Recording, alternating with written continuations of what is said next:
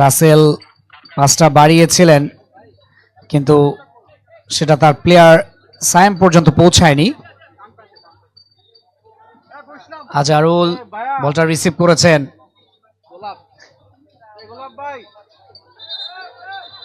Foul করা হয়েছে নাকি? ইয়েস,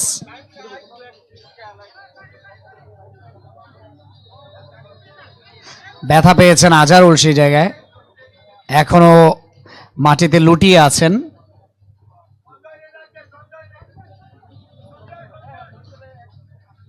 ফিজিওর মাঠে প্রবেশ করতে হবে। ফিজিও গ্রাউন্ড ওয়ানের মিস্টার কাশেম, আপনি যেখানেই থাকেন না কেন চলে আসবেন।